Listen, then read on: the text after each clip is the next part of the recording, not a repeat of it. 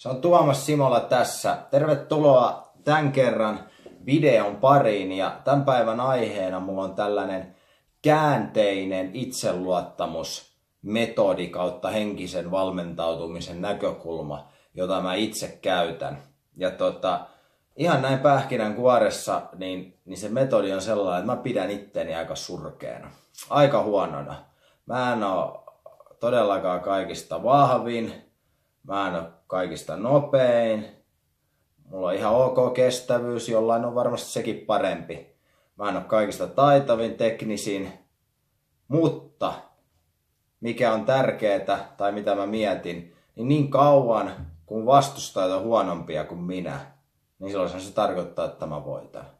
Vaikka mä pidän itteni tosi huonona, niin kauan kun vaan mä löydän huonomman, tai mä löydän jonkun osa-alueen mun vastustajasta, joka on mua huonompi, niin mä voitan.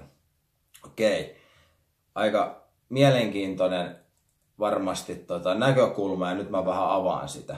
Elikkä mä oon myös koittanut sitä päinvastasta, mikä ehkä tietysti nyt joku psykologi tai muu varmaan pitäisi, että olisi tosi hyvä. Ja se olisi se, että nimenomaan pitää itteensä, että on hyvä ja taitava ja niin edelleen. Mutta niin kauan kun mä oon sitä koittanut, niin mulla on aina se ongelma, että jos mä pidän itteni hyvänä, niin mulla tulee hirveät paineet siinä vaiheessa, jos mä mietin, että jos mä oon parempi kuin joku muu, niin mulla tulee vähän sellainen pakkovoiton paine ja mun on aika vaikea silloin urheilla ja kamppailla. Mut siinä vaiheessa, kun mä itse lasken itteni sille tasolle, että no, mä nyt oon loppupeleissä aika surkea. Okei, toi vastustaja on ehkä surkeampi. Niin jotenkin se vie multa sen tällaisen oletusarvon ja paineen siinä vaiheessa pois.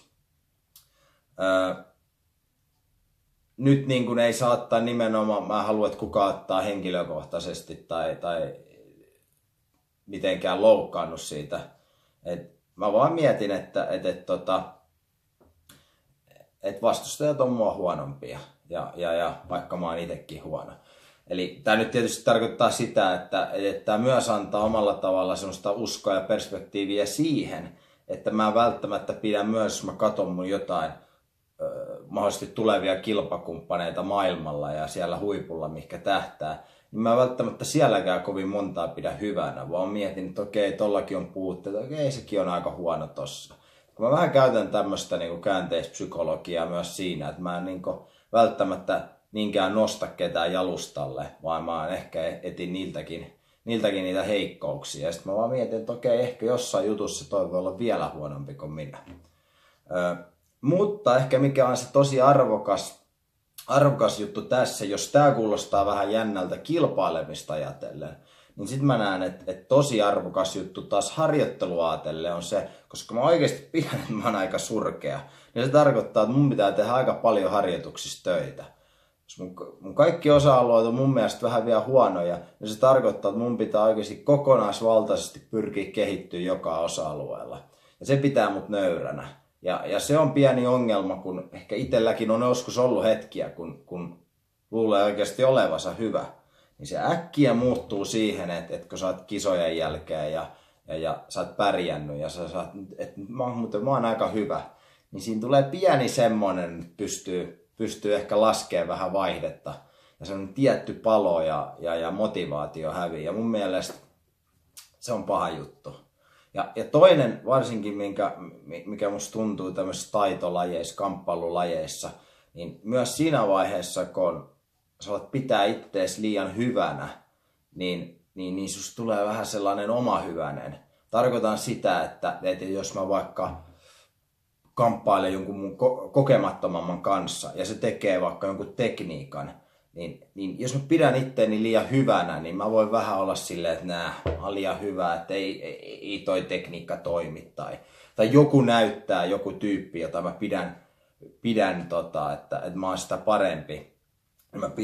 Se näyttää jotain tekniikkaa. Ja se voi oikeasti olla tosi loistavaa, se on perehtynyt siihen, mutta mä oon vähän liian hyvä, ei mua koske tällaiset jutut. Mulla on nämä omat jutut, mä oon aika hyvä näissä. Tai sitten se, että kun on vaikka jotkut kisat, ja on ehkä aiemminkin puhunut, että mä näen, että jos sä haluat hyväksi urheilijaksi, sun pitää kisata paljon.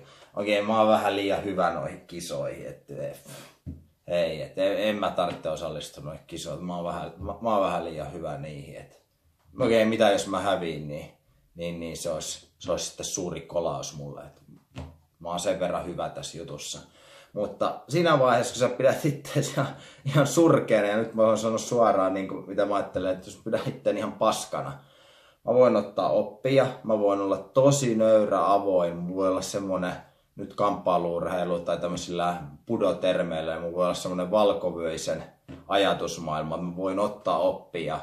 Mun ei tarvitse nostaa itteeni jalustalle, varsinkaan siinä vaiheessa, kun ollaan harjoituksissa.